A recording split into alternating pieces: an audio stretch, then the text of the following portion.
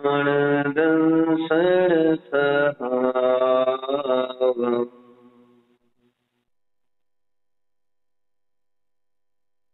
उच्छामि नियमसारम्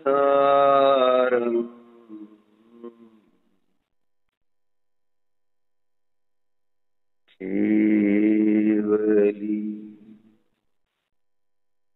सुधकेवली गणितम्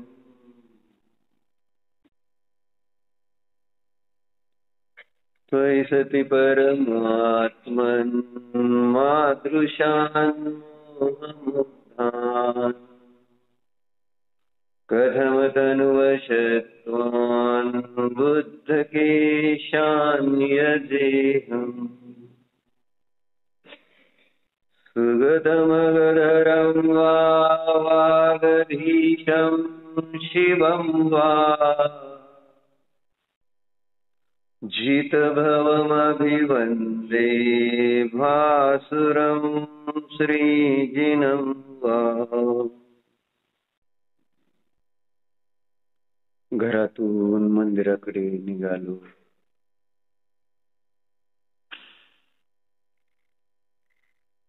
तेव्हा आपल्या मनामध्ये कोणता भाव पाहिजे? मी एक सर्वोत्कृष्ट कार्य करायला निघालेलो आहे. जगामध्ये त्याच्यासारखं दुसरं कोणतंही कार्य नाही. जिनदर्शन.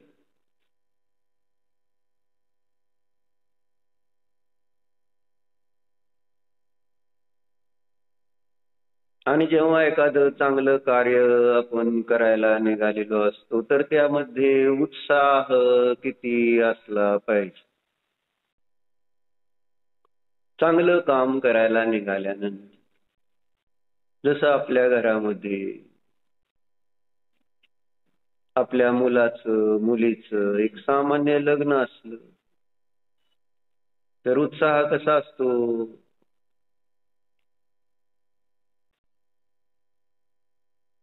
कार्यालय चांगलं पाहिजे, जेवण चांगलं पाहिजे, तिथली सजावट सगळी चांगली पाहिजे. सगळ्याला आपण आमंत्रण उत्साहाने देत असतो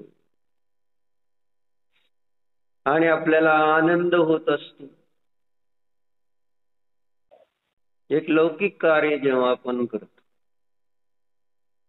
तर त्याच्यामध्ये आम्हाला किती उत्साह असतो. तिथं किती आम्ही तन मन धनाने मन वचन कायने समर्पित असतो. काय असतं ते बघितलं तर शुभमंगल आहे. ते शुभमंगल आहे. लौकिक व्यवहारातलं शुभमंगलामध्ये एवढा मला उत्साह, मग इथं मंदिरात येतानाही शुभमंगल नाही का?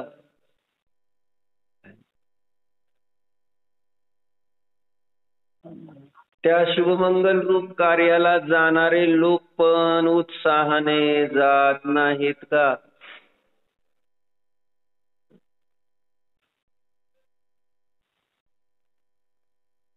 पण आजकाल आता शुभमंगल कमी आणि अशुभ आणि अमंगल जास्त. कशावरून? लोक लग्नाला जास्त जातात का दांडियाला जाते जास्त?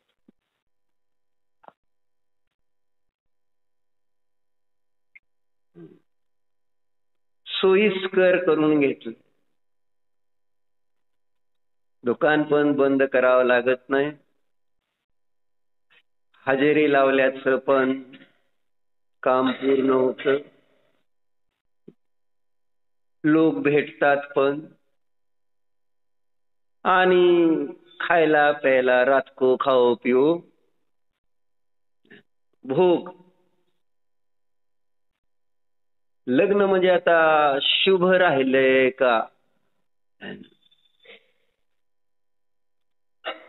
जी विधी आहे लग्नाची त्याच्यामध्ये एक निघाला होता मध्ये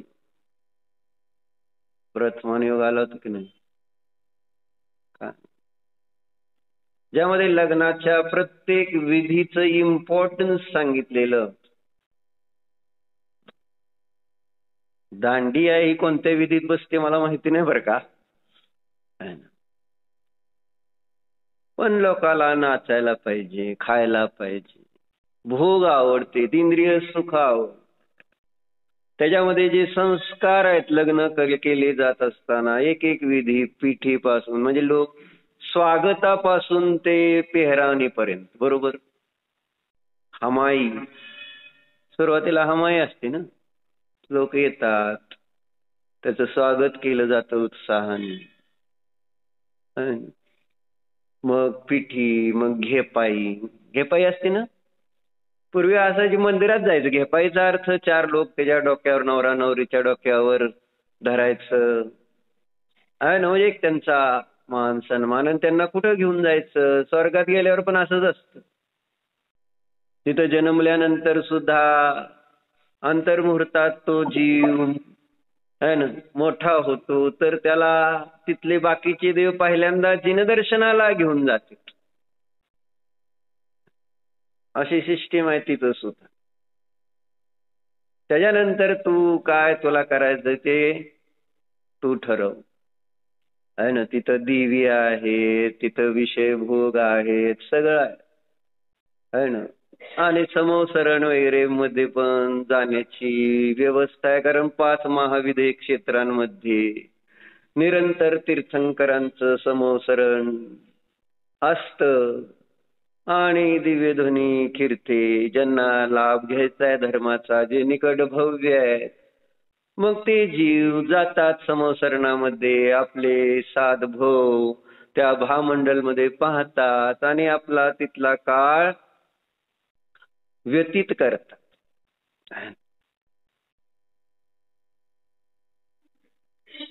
श्रद्धेला दृढ करून असं चर्चा समयसारच्या 130-31 गाथेच्या टीकेमध्ये जयसनाचार्यांनी केलेला आहे. जेव्हा हा सम्यक दृष्टी जीव स्वर्गामध्ये जन्मतो, तिथं मोठा होतो, तेव्हा तिथून जेव्हा समोसरणामध्ये जातो, त्यावेळेस जे जे इथं शास्त्रात वाचलेलं होतं ते प्रत्यक्ष बघतो ना. तिथं आपण इथं वाचलेलं आहे समोसरण असतं, तिथं त्याला प्रत्यक्ष बघायला मिळतं. त्यामुळे त्याची श्रद्धा अजून धर्मामध्ये दृढ होते की हे सत्य आहे. आणि अजून जास्त इथं जे सांगितलं शास्त्रात ते ऐकण्यामध्ये आणि प्रत्यक्ष पाहण्यामध्ये, ऑडिओ आणि व्हिडिओ मध्ये अंतर पडतं का नाही भाई, बरोबर. ऑडिओ आणि व्हिडिओ मध्ये अंतर पडतं. मग जे इथं आपण वाचलेलं असतं ते प्रत्यक्ष बघायला जेव्हा मिळेल तर श्रद्धा किती वाढेल की खरोखर कसा आहे ते वैभव, जिनेंद्र देवांचं वैभव कसं आहे ते सगळं बघायला मिळतं. तेच हे समोसरण, तेच हे वीतरागी सर्वज्ञ अरिहंत परमात्मा, ज्यांना मी मंदिरामध्ये मूर्ती रूप बघितलेलं होतं, आज साक्षात मला ते तिथं दिसतात. श्रद्धा किती दृढ होते. तेच हे गणधर देव, तिथं गंधर पण विराजमान आहेत समोसरणामध्ये, की जे त्या दिव्य ध्वनीला ग्रहण करून आमच्या भाषेमध्ये 11 अंग 14 पूर्वाची रचना, जिनवानीची सगळी रचना करणारे ते गणधर देव पाहू त्या देवांना काय होतं, दृढ श्रद्धान होतं धर्मास.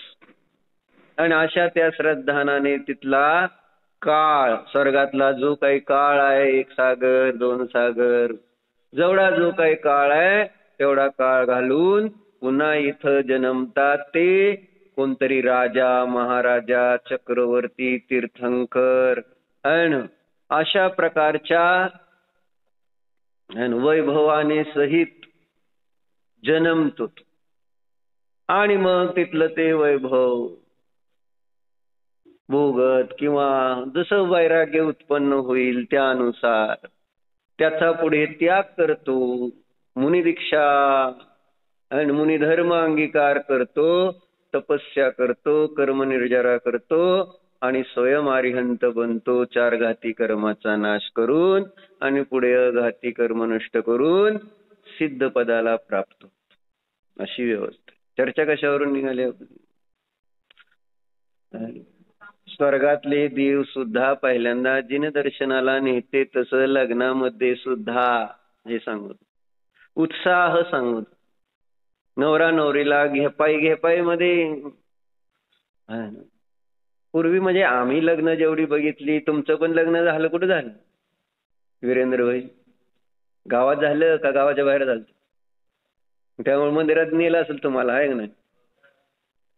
हा झालं ना, छान. अशी एक सिस्टीम होती चांगली. हळदी लावल्यावर पहिल्यांदा मंदिरात न्यायचं, हळदीने सहितच नेतात ना, आणि नंतर आल्यावर आंघोळ घालायची. बरोबर. मग त्याच्यानंतर एकमेकाला जीव खाय घालायचं, उत्साह सगळ्याला गोडधोड खाऊ घालणं. कशासाठी सांगतो? उत्साह कार्य, एक लौकिक शुभमंगल कार्य, ते त्याच्यातली एक एक गोष्ट महत्वाची असं मला सांगायचंय. परंतु त्या विधी सोडून आपण कोणत्या विधीमध्ये आता रस घेत, ही चर्चेसाठी. म्हणजे तिथंही आता शिवमंगल गौण झालेला आहे. इतकी आम्हाला भोगाची रुची झालेली आहे, भोग पाहिजेत आता. म्हणून डान्स हे ते सगळे आदल्या दिवशी तेच सगळे कार्य, आणि त्याला जास्त गर्दी, लग्नाला जास्त गर्दी असते आजकाल शैलेश भैया, का अक्षता टाकायला गर्दी असते? अक्षतेला वेळच नसतो कुणाला एकतर, आणि अक्षता वेळेवर लागत नाहीत. मुहूर्त काढताना तर अगदी विचारपूर्वक काढला जातो, पण चाललंय फोटो सेशन, डान्स, अजून तिथं सुद्धा त्या बोहल्यात पोचूनच द्यायचं नाही लवकर नवरा नवरीला वेळेवर. मग त्यांचं कसं आयुष्य चांगलं जाणार सांगावं? मुहूर्त का काढलेला असतो? त्या मुहूर्तावर विशिष्ट काय असेल मंगल, त्या मंगलतेमुळं परिणामाची मंगलता, असा सगळा हा निमित्त नैमित्तिक संबंध आहे. म्हणून ती व्यवस्था आहे खरं तर. पण आज महत्व त्याचं राहिलं नाही. मोहाळ झाल्यानंतर नटायलाच वेळ इतका जातो की टाइम, मुहूर्त गेला तर त्याला महत्व राहत नाही. होतं का ना? महत्व कशाचं? परवा पण सांगितलं, महत्व कशाचं? हा, फोटो आणि पार्लर. तुम्ही किती कसं काय करता हे महत्वाचं नसून तुम्ही राहता कसं हे महत्वाचं आहे. लग्न केल्यावर फार मोठं लग्न झालं म्हणून 2 दिवस चर्चा करतील, पण परत जर भांडण झालं होऊन डिवोर्स झाला तर मग किती मोठी चर्चा होती. आम्ही उत्साहानं केलं, पण पुढं चर्चा याच्यासाठीच. जर व्यवहारातलं मंगल आम्ही उत्साहाने साजरं करायचा भाव ठेवतो आणि करतो, मग मंदिरात येणं हे शुभ मंगल नाही का?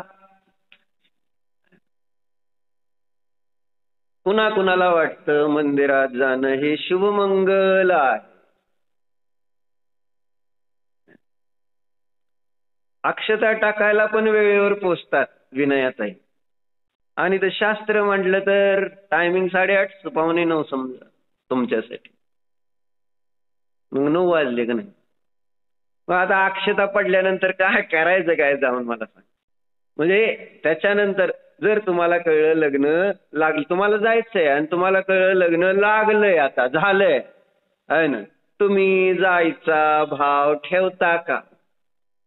आता काय झालं की, आता काय झाले, आता आपलं आता काय काम आहे तिथं? असे भाव राहतात. तसं उशिरा येणारे आता काय झालं, शास्त्र बाहेरनच बघितलं, संपत आलंय बहुतेक 9 सव्वा 9 वाजले, तर मी सांगतोय तोपर्यंत 9:45 वाजतेत म्हणून बसतील येऊन. पण साधारण घड्याळ बघत बघत, आहे ना, यायचं. मग जरा झाले काय बघू बसलं, आणि बायकांना कधीही बसलं तर चालतं, त्यांना काहीच नसतं. कारण काय 5 मिनिटं राहिली तरी कदाचित इथं येऊन बघतो मी, बायका शेवटच्या 5 मिनिटात पण येऊन बसतात, पण बसतात. काय बसायचंय आहे ना, थोडंच तिथं आपल्याला काही ग्रहण करायचं चिंतन केलं पाहिजे. मंदिरात निघालोय म्हणजे म्हटलं ना, सगळ्या सगळ्यात सगळ्यात श्रेष्ठ कार्य आहे व्यवहारातलं ते. त्याच्या एवढं व्यवहारातलं दुसरं कोणतंही श्रेष्ठ कार्य नाही. मग रोज मंदिरात येतोय म्हणजे किती मोठं माझं भाग्य आहे.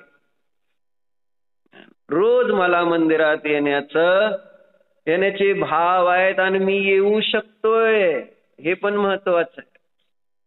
कारण अनेक जणांना येण्याचे भाव होतात पण येऊ शकत नाही, आणि अनेक जणांना येण्याचे भावच होत नाही. आणि आपल्याकडे दोन्ही आहेत, येण्याचे भाव पण आणि येऊ पण शकतो. आलोय कुठं, कोणाच्या दरबारात आलो. समसरणाचं वैभव तुम्ही प्रथमयोग वाचल्यानंतर तुम्हाला कळेल की तो इंद्र कशा पद्धतीने, म्हणजे काय करू आणि काय नको. मुलीच्या लग्नामध्ये काय वीरेंद्र भाई, काय करून काय नको असं झालं होतं का नव्हतं? हे करू का ते करू का ते करू, सगळं काय पाहिजे ते करायचं, पण करायचंय उत्कृष्ट करायचं. बरोबर पियुष पाहुणे, तुमच्या लग्नात काय केलं, काय करू आणि काय नको, सगळं सगळं उत्तम उत्तम उत्तम पाहिजे. सगळा उत्साह आहे. किती दिवस चाललेली असते आजकाल लग्नाची खरेदी.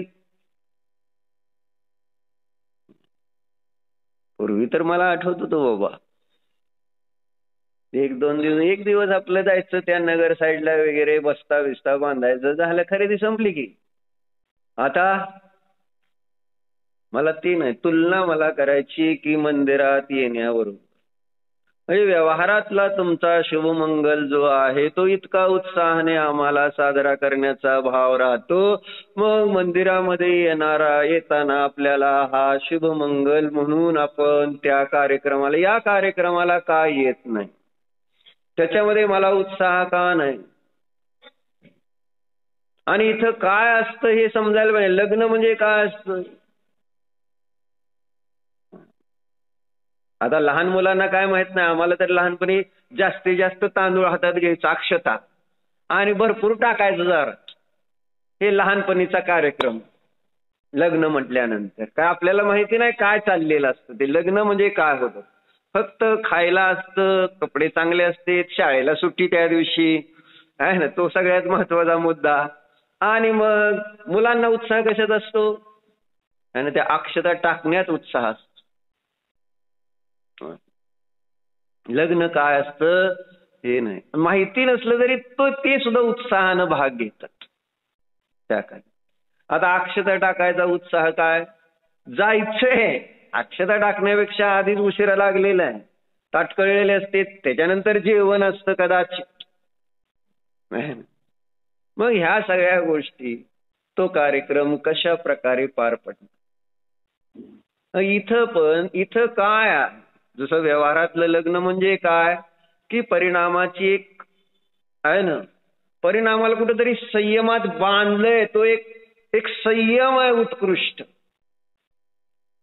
शुभमंगल जो व्यवहारात आपण करतो तो उत्कृष्ट संयम आहे. म्हणजे ती मुलगी तो मुलगा संयमात बांधले गेले का नाही, नाहीतर फॉरेन सारखे स्वैराचारी राहिले असते. किती चांगला संस्कार आहे तो मला सांगायचंय. सप्तपदी एक एक गोष्ट त्याच्यातली महत्वाची. आता पुन्हा असंयमत राहतील का ते, एक पद्धती सिस्टीम काय लग्नाची. जोपर्यंत आपल्याला मृत्यू वेगळं करत नाही तोपर्यंत आम्ही, बाहुबली भाई काय केली प्रतिज्ञा, अशीच प्रतिज्ञा असते का नसते लग्नात. काय म्हणतंय मंत्र बिंत्र ते काय आपल्याला आहे ना, तसंच आहे शास्त्र पण. काय शास्त्र शब्द, काय मंदिरात नमोकार मंत्र, काय आपल्याला कळत नाही ते. छत्तारी दंडक असो नाही तर देवदर्शन दर्शन पाठ असो, ते इकडं आपलं लक्ष नाही. आपलं लक्ष कुठं?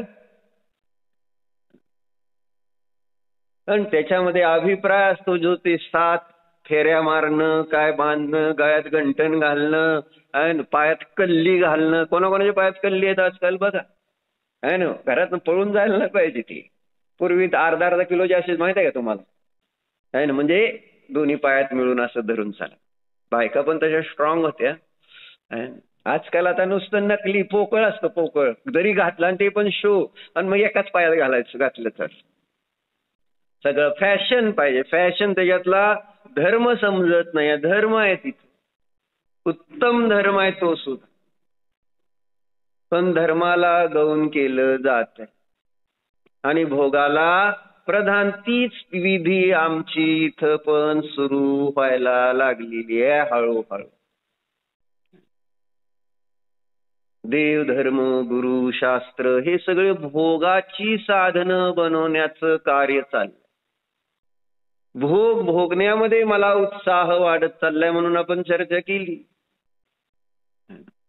की आजकाल सगळ्या क्षेत्रांवर धर्मशाळा उत्तम केल्या जात आहेत, एसी केल्या जात आहेत.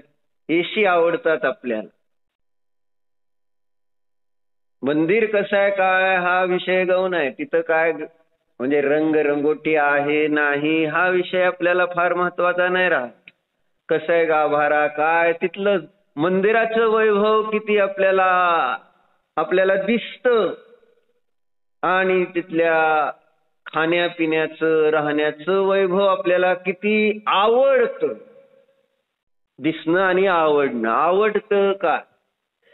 जेवण एकदम फर्स्ट क्लास आहे, बरं चर्चा आहे ना. त्या क्षेत्रावर गेल्यानंतर तिथले देव फर्स्ट क्लास आहेत असं चर्चा किती, आणि तिथलं जेवण किती फर्स्ट क्लास आहे याची चर्चा किती. आणि योगायोगाने आपले सगळे तीर्थक्षेत्र अतिशय क्षेत्र हिल स्टेशन्स आहे ना. त्याच्यामुळं आता वेगळं हिल स्टेशनवर जायची गरजच नाही, असं झालं. आणि हे सगळं होतं याचं कारण काय? देहात्मबुद्धी. आपल्याला सांगायचे शीतलबाई, शरीरामध्ये आत्मबुद्धी आहे, शरीराचं सुख म्हणजेच माझं सुख आहे, अशी जोपर्यंत बुद्धी राहणार तोपर्यंत आपल्याला हा उत्सव साजरा करता येणार नाही, हे शुभ मंगल होणार नाही.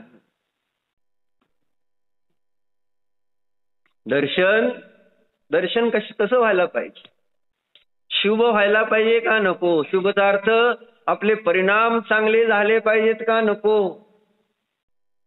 परिणाम जर चांगले नाही झाले मंदिरात येऊन, तर मग मी दर्शन काय केलं, मंदिरात आलो काय, शास्त्र ऐकलं काय, गुरूंची सेवा काय केली, संयम काय पाळला, तपदान काय केलं. लग्न करताना तुम्हाला संयम धारण करवला, पण तुम्ही तो आनंदाने केला का नाही? हीच मुलगी, हाच मुलगा, हा संयम तुम्ही धारण केला का नाही पियुष पाहुणे? तुम्हाला तिथं तुम्ही म्हटलं नाही नाही असं का, पण तिची मला नियम द्यायचा नाही असला, असं म्हणून बघा बाहुबली बाई होईल का? लग्न होईल का? अरे तिथं तुम्ही ती मुलीच्या प्रेमात पडला तर तुम्ही तिथं जे सांगाल तो संयम धारण कर. तिथं म्हणून सांग, भगवंतांच्या प्रेमात पडा, तुम्हाला संयम अवघड वाटणार नाही, तप अवघड वाटणार नाही. इथं आपल्याला कुठलीही गोष्ट कठीण वाटणार नाही, पण प्रेमात पडावं लागतं. त्याच्यासाठी मग काय पण करायला तयार असतो. एकदा प्रेमात पडलं की काही मी करायला तयार आहे. म्हणून म्हटलं लग्न करताना मी संयम धारण करायला तयार झालेलो आहे, प्रतिज्ञा घ्यायला तयार आहे, आजीवन हाच मुलगा. बरोबर? कसं काय तुम्ही तयार झाला? कसं काय तयार झाला? आणि इथं जर सांगितलं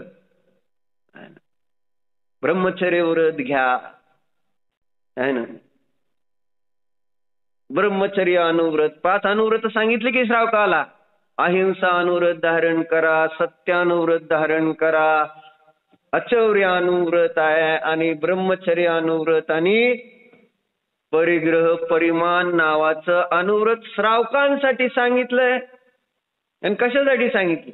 मला पण मी प्रेमात पडलो पाहिजे ना मुक्तीच्या, मला पण ते मोक्ष पाहिजे ही भावना असेल, मला ती मुक्ती हवी. सगळा नियम सारा आता संपत आला. पद्मप्रभुमलधारी देवांनी माझ्या भाषेत मला आवडणारी भाषा आणि प्रिय वाटणारी भाषा, भोगाची भाषा वापरून लिहिलं सगळं. सगळे जितके कलश त्यांनी श्लोक लिहिले सगळी भोगाची भाषा वापरली त्यांनी. मुक्ती सुंदरीचा वल्लभ, सगळीकडे तिला सुंदरी म्हटलं मुक्तीला, आणि तुम्हाला तिचा वर करायचा प्रयत्न केला. असे सुंदर सुंदर सगळे कलश रचले त्यांनी. पण मला ते काही विचारात घ्यायचं आहे ना, घ्यायचं किती, कुठलं काय, मला फक्त इथलंच दिसतंय, इथलं शरीरधारीच दिसतंय, शरीरच दिसतंय, आणि ते शरीरच मला सुखाचं कारण वाटतं. अडचण ही येते. म्हणून सांगायचं काय चाललं होतं, व्यवहारामध्ये मंगल करता तुम्ही, शुभ मंगल करता, तर त्याच्यामध्ये उत्साह आहे आणि तो एक उत्सव म्हणून साजरा केला जातो. आणि तो आपण काय पियुष पाहुणे विसरतो का? अॅनिव्हर्सरी झाली की नाही तुमची? मागच्या महिन्यात अॅनिव्हर्सरी झाली की नाही? साजरी केली की नाही? आणि कुठं जाऊन? म्हणजे इथंच नाही, फिरायला जाऊन. बरोबर, अॅनिव्हर्सरी. म्हणजे मला हे सांगायचं, एकदा ते शुभमंगल झालं तर तुम्ही ते विसरत नाही आणि ते साजरं करता. वर्ष, 1 वर्ष झाल्यानंतर, 2 वर्ष, 20 वर्ष, 25 वर्ष झाल्यानंतर, आणि जेवढं ओल्ड होईल तेवढं मोठा उत्साह. 50 वर्ष झाली तर अजून उत्साहान बरोबर साजरं केलं जात. असा तो उत्साह त्या उत्सवाचा मरेपर्यंत राहतोय. बाहुबली वैजेची बायको चांगली असती बरं का, त्यांच्यासाठी चाललंय. म्हणजे त्याचा उत्साह राहणाऱ्या जुन्या लोकांच्या बायका ऐकायच्या, त्यामुळे त्यांचा उत्साह राहायचा. बरोबर आहे का? पण आजकाल आता माहित नाही, सुरुवातीला नवीन पियुष पाहुणे बरं चाललंय, पण पुढं पुढं उत्साह मावळ जाणार. कुठनं काय 7 जन्म नाही, 1 जन्म नाही, कधी एकदा अनिष्टाचा संयोग भासित होतो. पण परंतु बघितलं तर आपल्या आणि अजून इतकं चांगलं आहे, मला असं वाटतं की अजून ही लग्न होतंय, हे एकदम चांगलं काम आहे. मला म्हणजे जाणवलं की आजकाल अजून लग्न करतायत मुलं मुली आपल्याकडं, हे फार मोठं काम आहे, माहिती आहे. कारण बघितलं आज आपण आजूबाजूला फॉर वेस्टर्न कंट्रीज मध्ये आता लग्न नको म्हणजे कोणाला कोणात अडकायचं नाही, लिव्ह इन रिलेशनशिप. पण आज आपली मुलं मुली तयार होत आहेत लग्नाला, इट्स अ गुड साइन. अजून पंचम का शेवट आलेला नाही. म्हणजे भारतात अजून चांगलं आहे वातावरण, संस्कारजन्य वातावरण आहे की अजूनही मुलं मुली तयार होत आहेत लग्नाला. लक्षात येते? चर्चा काय सांगत होतो?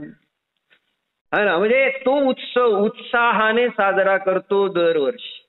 मग जर तो उत्सव आमच्या स्मरणात कायम राहतो, कोणता? शुभमंगल जे मी एकदा केले तो उत्सव, आणि सगळेजण त्या शुभमंगलाचं काय करतात? आणि कॉंग्रॅच्युलेशन्स किंवा काय म्हणते हॅपी अॅनिव्हर्सरी म्हणून सगळेजण त्याला शुभेच्छा पण देतात. तुम्ही मंदिरात जाऊन आल्यानंतर तुम्हाला कोणी शुभ इच्छा दिला, मंदिरात जाऊन आला अँड हॅपी, म्हणजे ते हॅपी दर्शन, म्हणजे तुम्ही दर्शन केलं, तुमचं अभिनंदन कोणी केलंय का? आम्ही कोणाचं करतो का? मंदिरात जाऊन आला, आपल्याला नाही जमलं, समजा शिखरजीला चालले तर पूर्वी किंवा आता सुद्धा कोण जातं तर आपण सगळेजण जाऊन त्यांना अष्टद्रव्य देतो, चढवायला पाया पडतो. म्हणजे आम्हाला नाही जाणं शक्य, तू जाऊन आला, तू चाललाय तर माझा नमस्ते. आणि त्याच्या पाया पडतो. जो लहान असला तरी पाया पडलं तरी चालतंय, कारण तो शिखरजीला चाललाय. आपण त्याच्या पाया नाही पडलेलो, आपण शिखरजीची वंदना, जिथनं अनंत अनंत जीव मोक्षाला गेलेली आहेत. लक्षात येतंय? मग आपण इथं मंदिरात जाऊन आलेल्या कोण्या एका मुलगा आपला मंदिरात जाऊन आला, आपण नाही जाऊन आलो, बाहुबली बाई पाया पडणार का मुलाच्या? समजा बायको जाऊन आली मंदिरात आणि आपण नाही गेलो, कारण आजकाल बायका जाते पुरुष जात नाही, आहे का? मग बायकोच्या पाया पडणार का? राजकुमार, तुम्ही रोज येता म्हणून हा तुम्हाला प्रसंग येणार नाही, ती गोष्ट वेगळी. पण तो उत्साह आहे का, तो उत्सव साजरा करणे, की तुम्ही मंदिरात जाऊन आला, तुम्ही भाग्यवान आहे, मला नाही जाता आलं. तुम्ही यात्रेला जाऊन आला, तुम्ही भाग्यवान आहे, मला नाही जाता आलं. उत्साह.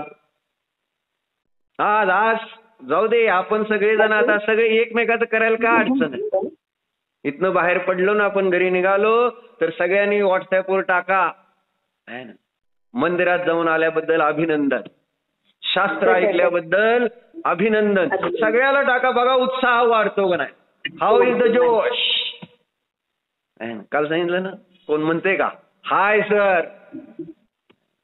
जोश कसा पाहिजे? आणि सगळ्याला उत्साह वाढेल की नाही? अरे ही काय, आणि नवीन, आणि तुम्ही सुरू केलं की आपोआप सगळीकडे सुरू होईल. नाहीतरी आधी हॅपी अॅनिव्हर्सरी कोण टाकत होतं आणि हॅपी बर्थडे कुठं टाकला जात होता व्हॉट्सअपवर, आणि हळूहळू आजूबाजूला सगळे टाकायला लागले. मी पण सुरू केलेलं आहे. आज तुम्ही सुरू केलं तर उद्या सगळे तिकडे ते पसरेल आणि लोकांना मंदिरात जाण्याचा उत्साह. कारण जेव्हा जेव्हा आपण कौतुक करतो, कौतुक सगळ्याला आवडतं, स्तुती सगळ्यांना आवडते. काय स्तुती नाही ना, म्हणून नाव स्तुती ठेवलंय पप्पाने. स्तुती आवडते, कुणालाही कौतुक आवडत असते.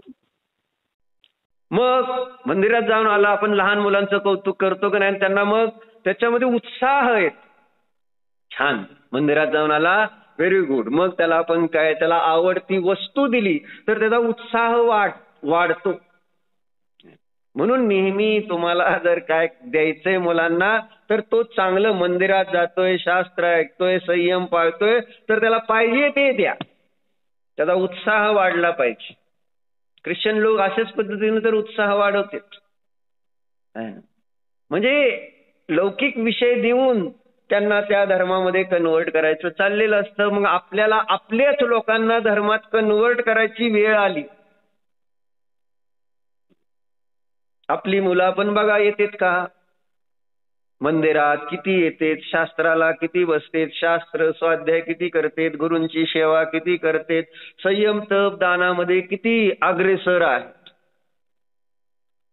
आणि आपल्या जवळ तेही तर राहिलंय का अधिकार, की मुलांनी केलंच पाहिजे. तुला मंदिरात जावं लागेल, तुला शास्त्राला जावं लागेल, अशा प्रकारचा अधिकार राहिलाय काय वीरेंद्रभाई?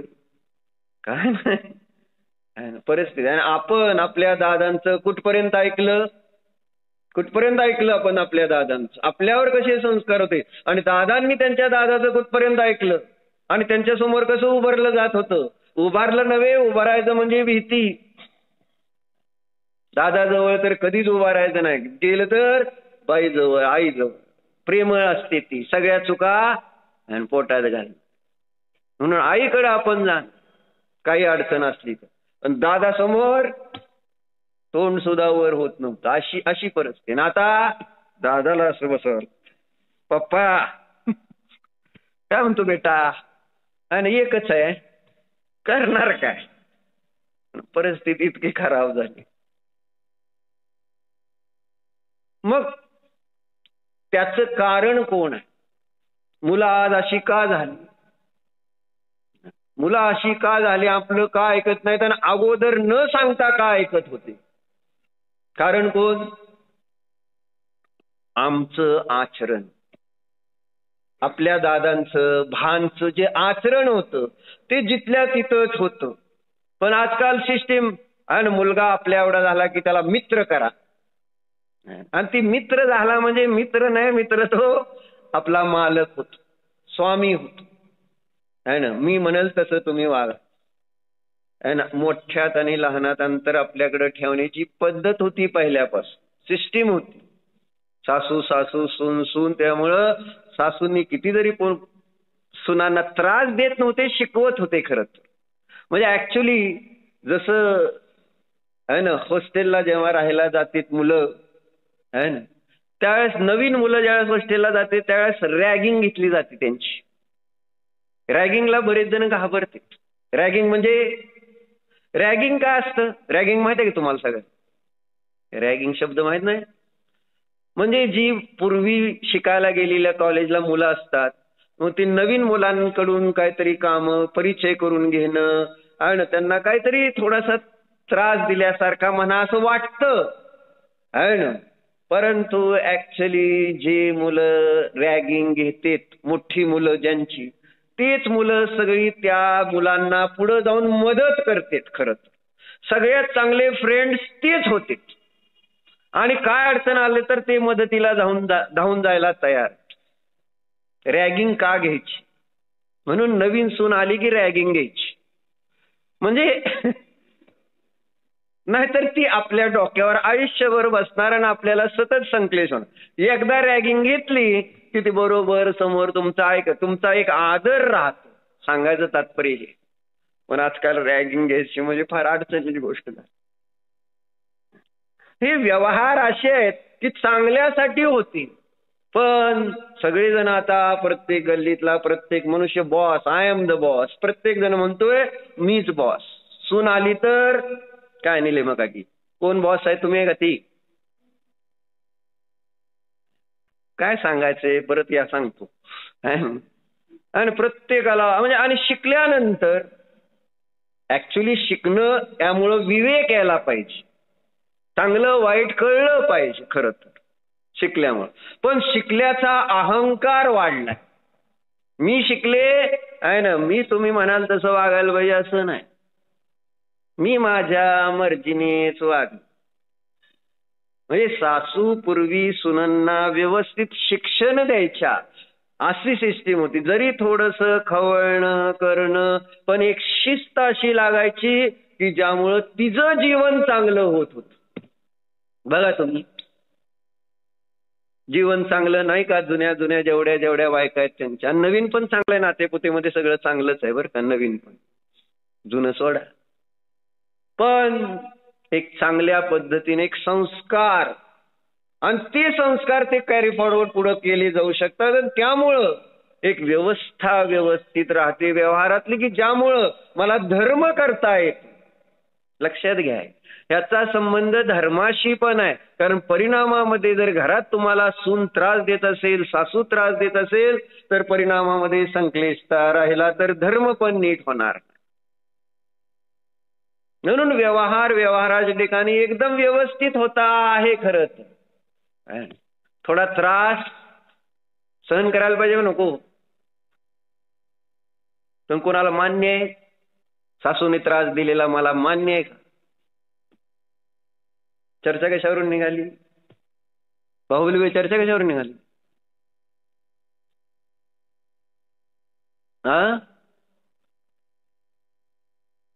म्हणजे हे सासू सुना ड्रॅगिंगचं कुठनं निघालं रे अभिजित?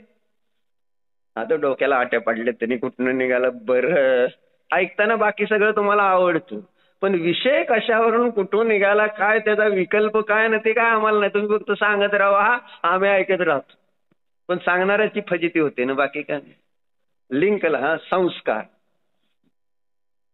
म्हणजे लग्न किती चांगलं आहे हे मला सांगायचं. म्हणून लग्न करायची प्रेरणा देतो असं नाही, ब्रह्मचर्याचं सांगायचं मला. लग्न पण एक ब्रह्मचर्य अनुव्रतच नाही का? स्वपत्नी संतोष व्रत किंवा स्वपती संतोष व्रत, हेच तर ब्रह्मचर्य अनुव्रत आहे. श्रावकाला महाव्रत नाहीच आहे ना. जरी त्या ठिकाणी आजीवन ब्रह्मचर्य व्रत श्रावकाने घेतलं म्हणून तो काय महाव्रती होत नाही, तो अनुव्रतीच म्हटला जाणार. आणि जरी ते लग्न केलं म्हणून तो त्या ठिकाणी आता त्याला धर्माधिकार नाही, त्याला ब्रह्मचर्य नाही पाळता येणार, असं थोडंच आहे. तोही ब्रह्मचर्य अनुव्रताचा धारक आहे, लग्न केलेला व्यवहारात, हे सांग. म्हणजे हे संस्कार आमच्या हितासाठी असेल. मी सांगत होतो हे जे व्यवहारातलं आपण मंगल करतो, तर त्याचा आपण उत्सव दरवर्षी साजरा करतो. सगळेजण त्याला अभिनंदन करतात. आज आपल्याला काय करायचंय?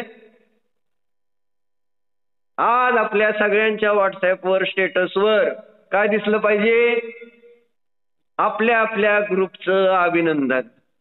मंदिरात जाऊन जे जे तुम्हाला आता दिसणार आहेत ना, आणि तुमच्या ग्रुपमधले असलेले, कारण तुमच्या प्रत्येक कुठं लग्न असो, कार्यक्रम असलो, त्यांचा बायकांचा एक एक ग्रुप झालेला महिला मंडळात, वेगवेगळे एक म्हणजे महिला मंडळी तर किती आहेत? 7-8-10 आहेत का? आहे ना. तर असू द्या. मग त्या महिला मंडळामधले इथं आपल्या मंदिरात आलेले, शास्त्राला आलेल्या सगळ्यांचं अभिनंदन, कॉंग्रॅच्युलेशन. मग कशासाठी केले? शास्त्राला गेला होता तुम्ही, आज शास्त्राला तुम्ही दिसला, त्याबद्दल कॉंग्रॅच्युलेशन. आज मंदिरात दिसला, कॉंग्रॅच्युलेशन, अभिनंदन. म्हणून आपण ते श्लोक अनेक वेळा पाहिला की आम्ही अनादी काळापासून अभिनंदन कोणाचं करत आलो. इष्टोपदेश मध्ये श्लोक येतो का नाही?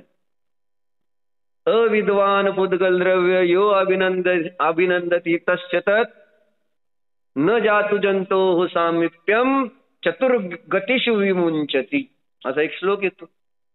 अविद्वान म्हणजे अज्ञानी. अज्ञानी जीव आजपर्यंत कोणाचं अभिनंदन करत आला? अज्ञानीने कोणाचं अभिनंदन केलेलं आहे? अविद्वान पुद्गल द्रव्य यो अभिनंदती तस्य तत्. कोणाचं अभिनंदन? मी सकाळपासून आतापर्यंत कोणाचं अभिनंदन केलं? मी उठलो, दात घासले, हे शरीराचं अभिनंदन आहे. मी तोंड धुतलं, शरीराचं अभिनंदन आहे. मी आंघोळ केली, शरीराचं अभिनंदन आहे. मी भांग पाडला, तेल लावलं, जे काय नटलो, सजावट केली, कपडे घातले, हे कोणाचं मी अभिनंदन केलं? आजपर्यंत मी अभिनंदन केलं ते पुद्गलाचंच केलेलं आहे. आणि असा जो पुद्गलाचं अभिनंदन करेल, आचार्य पूज्यपाद तिथं म्हणतात, त्याला 4 गतीतून मुक्ती मिळणार नाही. तो 4 गतीतील परिभ्रमणातून सुटणार नाही. कारण तुम्ही त्याचं कॉंग्रॅच्युलेशन करताय, कौतुक करताय, तर मग त्यांनी तुम्हाला सोडेल का?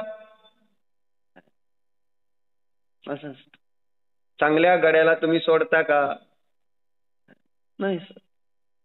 तसं इथं तुम्ही त्याचे चांगले सेवक, पुद्गलाचे आपण चांगले सेवक झालो, आणि त्यामुळे पुद्गल आपल्याला सोडणार कसं? टाइम झाल्यावर मी सांगताय, तुमच्या मागा इकडे लावू द्यापासून आहे ना. म्हणजे आमचं 9:45 पर्यंत चालतं थोडंसं, त्याच्यामुळे अरे ही बंद चालू झालं नाही बरं का तुमचंही.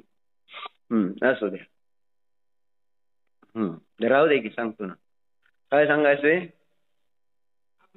अभिनंदन. कोणाचं अभिनंदन? मी कोणाचं केलं? मी क्रोधाचं, रागाचं, द्वेषाचं, मोहाचं, लोभाचं, मानाचं, आहे ना, या सगळ्यांचं मी कॉंग्रॅच्युलेशन करत असतो. म्हणजे त्यांची स्तुती. गाडी चांगली दिसली, स्तुती करणार का नाही? काय अभिषेक स्तुती करता का नाही? चांगली गाडी, चांगली माडी, आणि चांगली सजलताय साडी, स्तुती करता का नाही? चांगली साडी बघितल्यावर, म्हणजे मंदिरात शेजारी बसलं, बघितलं, चांगलं वाटलं, तर मनात भाव आले, छान दिसते, झालं की छान दिसतेचा अर्थ छान मनामध्ये परिणाम आला, काय झालं? त्याचं कॉंग्रॅच्युलेशन झालं. आणि त्याचं फळ काय? पुद्गलाच्या अभिनंदनाचं फळ आचार्य सांगतायत 4 गतीमध्ये परिभ्रमण. कधी मी मंदिरात येऊन देवाचं अभिनंदन, अनंत चतुष्टयाचं अभिनंदन, आणि ते जे 28 मूल गुणांचे धारक जे मुनिराज आहेत त्यांचं अभिनंदन, जे मंदिरात येणारे श्रावक आहेत, देवदर्शन करणारे, त्यांचं अभिनंदन. कोणी धनवान दिसला तर त्याचं मी अभिनंदन करतो, त्याच्या समोर बाहुबली वय आपण 4 वेळा नतमस्तक होणार. आणि तेवढीच भावना मंदिरामध्ये आहे का? पॉलिटिशियन आला एखादा मोठा तर कसं असतं, या या बसा, खुर्ची घ्या, अमुक तमुक आहे ना, पळापळी करून सगळ्याला कामाला लावलो का नाही? त्याचा बहुमान करता नाही, अभिनंदन करता का नाही, त्याचा परत सत्कार वगैरे, फुलं आजकाल तर तसले मोठे मोठे आहे ना, त्या जेसीबीने हार घालायची सिस्टीम आहे ना. ती माणूस एवढा असतो पण हार फार मोठा, म्हणजे दाखवायचं की त्याच्यामधला अभिप्राय काय आहे की तुम्ही केवढा हे महत्वाचा नाही, तो हार काय दाखवायचा आहे की तुम्ही एवढे महान आहात की आम्हाला तुमचा म्हणजे तुमचा एवढा मोठा सत्कार करा, तुमचा बहुमान आहे आमच्या मनामध्ये, एवढं मोठं अभिनंदन करायचं एक ते प्रतीक आहे. आपण आपण म्हटलं अशा प्रकारे जर पराचं अभिनंदन, पुद्गलाचं अभिनंदन करणार तर आपल्या जन्म मरणातून आपली सुटका होणार का? आणि आपल्याला सुटका करायची नाही का? प्रश्न विचार करावा लागेल. मला सुटायचंय संसारातनं, म्हणून म्हटलं हा फार महत्वाचा मुद्दा आहे. आपण परवा ज्ञानार्णवचा श्लोक बघितलाय, मला सुटायचंय का नाही संसारातनं, मंदिरात यायचंय त्याच्यासाठी विनयत आहे, बरं आहे का? आपल्याला बोर व्हायला लागले का? आपल्याला म्हणजे हे संसारातून मुक्त व्हायचे का नाही, काहीतरी निर्णय करायला पाहिजे का नको? उत्साह पाहिजे विनयत आहे. तर तुम्ही तिथं लग्न चाललेले आहे तिथं त्यावेळेस तुम्ही असं बसून झोपता का? म्हणजे आपल्याला असा आळस येतोय, आपण असं कंटाळल्यासारखं होतं. अरे चेहऱ्यावरची आता तिथं माहित आहे तुम्हाला, आजकाल ते तसले शो असते, इंडियन आयडल किंवा त्या सुपरस्टार सिंगर, मग तिथं लहान मुलं चांगली गाणी वगैरे म्हणतात, कोणी म्हटलं मग रडू येतं तिथं. काय त्या हे असते कोण म्हणजे काय म्हणत त्यांना, जज असते, त्यांना रडू येत असतं, पण ते मेकअप केलेला असतो, मग पुसताना असं पुसायचं, असं मेकअप बिघडला नाही पाहिजे. सिस्टीम अशी झालेली. काय सांगतो मी, विनयता उत्साह आहे ना, तिथं जर असं जर चेहरा झाला तर चालेल का आपल्याला? आहे ना, त्या दांडियाच्या कार्यक्रमात नाही चालत, लग्नाच्या म्हणजे व्यवहारातल्या तिथं कार्यक्रमात, तिथं राहुल गांधी एकदा सभेत झोपायला लागला तर लगेच त्याचा सगळीकडे व्हिडिओ व्हायरल. एखादा पुढारी तिथं स्टेजवर बसलाय जर झोपतोय तर व्हिडिओ व्हायरल होतोय का? चालणार नाही. तुम्हाला तिथं कार्यक्रमाला आलाय तर उत्साह दाखवाल. मग तसं इथं आपण आलोय कशा कोणत्या कार्यक्रमासाठी? संसारातून मुक्त होण्यासाठी, मुक्ती सुंदरीशी आपलं मंगल आहे ना करण्यासाठी आपण आलो, तर आपला उत्साह म्हटलं ना क्रमाक्रमाने वाढत जायला पाहिजे. पण काल आपण पाहिल्याप्रमाणे जसं इंद्रिय विषय भोगामध्ये खायला लागल्यानंतर भूक लागली, जसा जसा क्रमाने ते खाण्याचा उत्साह कमी कमी होत जातो, तसं तसं आपलं मंदिरात आलं, शास्त्र ऐकायला लागलं, गुरूंची सेवा करायला लागलं, संयम पाळायला लागलं आणि उपवास घेताना उत्साह असतो. पण जसा जसा वेळ जातो, संध्याकाळ होते, तसा तसा काय होतं, उत्साह वाढत जातो. एकदम भारी भारी भारी असं नाही आहे ना, मरगळत जातो, मरगळत जातो. जेव्हा की मुनिराजांचं उलट आहे ना, जेव्हा जेव्हा त्यांनी उपवास करतील, उपसर्ग सहन करतील, त्यांचा उत्साह प्रचंड वाढतो. कारण त्यांना माहिती आहे मला काय करायचंय. तसं आपल्याला कळलं पाहिजे की आपल्याला इथून मुक्त व्हायचंय, त्यासाठी हे सगळं शास्त्र आहे आणि त्यासाठी हे मंदिराचं दर्शन आहे. आणि म्हणून तिथं आपल्याला हा उत्सव उत्साहाने साजरा करायला पाहिजे आणि या उत्साहाचं पुन्हा पुन्हा अभिनंदन केलं पाहिजे. दुसरं कोणी नाही केलं तर मी माझं अभिनंदन केलं पाहिजे. मी आज मंदिरात जाऊन आलो, आपणच आपली पाठ थोपटायला हरकत नाही. मी आज शास्त्राला जाऊन आलो, आपण आपली पाठ थोपटायला हरकत नाही. शैलेश भाई, मी मम्मीला काल म्हणून विचारलं, सांगितलं ना सांगू नको. बरं असू दे. मग कौतुक वाटलं पाहिजे का नाही? आपण एखादं चांगलं काम केल्यानंतर आपल्याला असं वाटत असतं का नाही की आपलं कौतुक व्हावं, आणि नाही कोणी केलं तर आपणच स्वतः सांगायचा प्रयत्न करतो का नाही? आणि जर आपलं ते कोणी कौतुक करत नसेल तर घर जाळायला नको. म्हणजे त्या बाईची बांगड्या सोन्याच्या केलेल्या असतात, आणि ते सगळं अंगभर कपडे घालायचे, कोण कौतुकच करायला तयार नाही. आता दिसलं नाही तर कौतुक कसं करणार. त्यांनी लावली घराला झोपडीला आग, आणि मग सगळे ओरडायला, आग लागली आग लागली ओरडा, जरा जरा ती सरकलं, ती बांगड्या दिसल्या, लोक पाणी टाकत होते. तेवढ्यात एका महिलेने विचारलं नाही, अगं ह्या बांगड्या फार सुंदर कधी केल्या. मेले म्हटले, आधी विचारलं असतं तर घर कशाला जाळलं असतं. म्हणजे असं थोडस सिस्टीम अशी म्हणजे जाळायची, म्हणजे कौतुक नाही झाल्यानंतर त्रास होतो, बाकी काय नाही. मग आपल्याला का वाटत नाही की आपलं कौतुक व्हावं मग. आणि कौतुक होण्यासाठी आपण सांगायला पाहिजे की नाही की बाबा मी असं आज काम केलंय. मग ते काम केलं तर ऑटोमॅटिक कौतुक होईल. मी मंदिरात जाऊन आलोय, मी शास्त्राला जाऊन आलोय. बघा ना, सुरुवात एक उत्सव आहे आणि त्याचा उत्साह असला पाहिजे. ठीक आहे. ओम नमः भो प्रभू मी मन उच्चंताय कृतकारिता नमः. सौरंभ समारंभ आरंभ क्रोधमान मायालू ब्रह्माद इत्यादी विभावांच्या माझ्याकडून या भावात पूर्वभावात हृदयशास्त्र गुरु यांचा विनंती घेतलेल्या व्रतामध्ये अतिक्रम व्यतिक्रम अतिचार अनाचार दोष लागले. केंद्रियापासून पंचेंद्रियापर्यंत ज्या काही जीवांची हिंसा विरत्न झाली, स्वाध्याय करीत असताना घडलेल्या या सर्व दोषाविषयी मी पश्चाताप व्यक्त करून क्षमा मागतो. हे माझे सर्व दोष मिथ्या, मी माझ्यामध्ये राहू. या सर्व दोषाविषयी मी प्रायश्चित्त.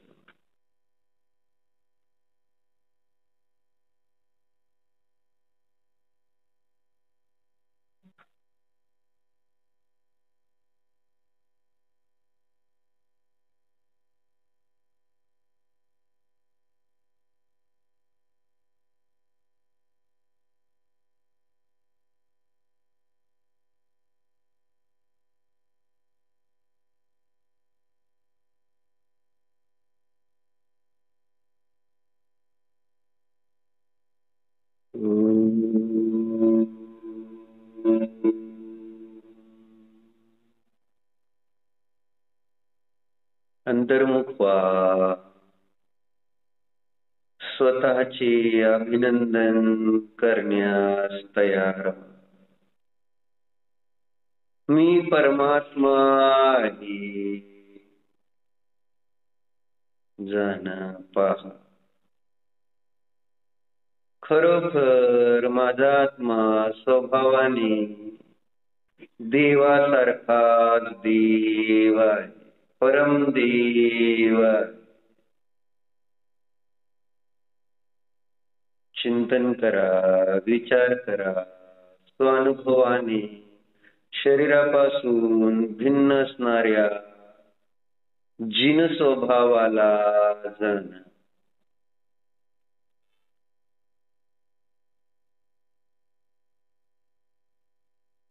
स्वतःला जाणण्याचा हा उत्सव साजरा करा. उत्साहाने ध्यान करा. मी एकटाच आहे.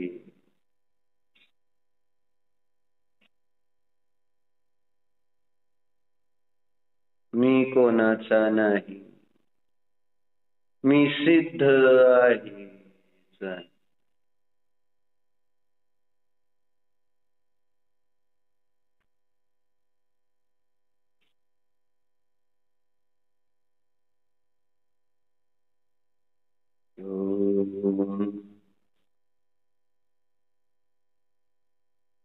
विसर्जन.